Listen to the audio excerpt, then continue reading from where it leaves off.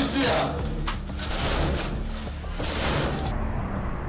Gürcüstanda oğru aləminə qarşı geniş əməliyyat keçirilib. Kriminal qruplarla əlaqəli 34 nəfər saxlanılıb. Xüsusi əməliyyat zamanı polis əməkdaşı yaralanıb.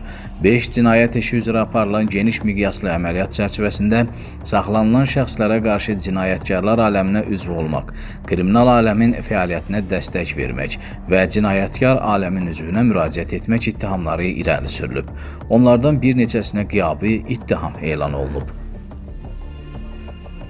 Əməliyyat zamanı Laqadexi Bələdiyyəsinin Qabal kəndində saxlanılmağa cəhd edilən 1973-cü il təvəllüdlü Mirzə Əliyev polisə silahlı müqavimət göstərib.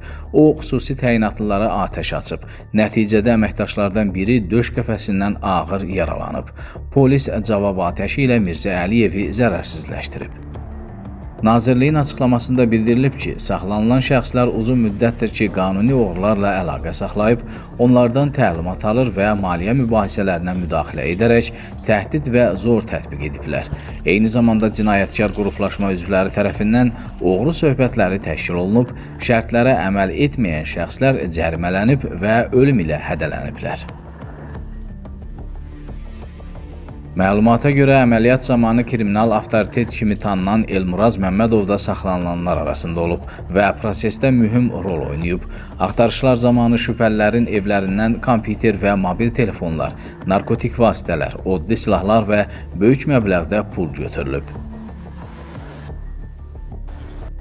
İş üzrə Cinayət Məcəlləsinin bir neçə maddəsi, o cümlədən qanunsuz silah dövriyyəsi qəsdən adam öldürməyə cəhd və mütəşəkkil cinayətkarlıq ittihamları ilə istintaq başladılıb.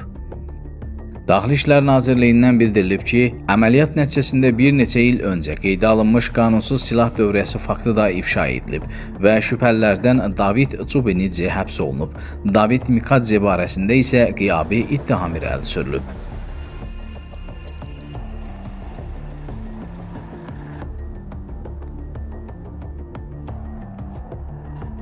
Faktla bağlı bir neçə maddə üzrə istintaq tədbirləri davam etdirilir. Saxlanılan şəxsləri 15 ilədək azadlıqdan məhrum etmə cəzası gözləyir.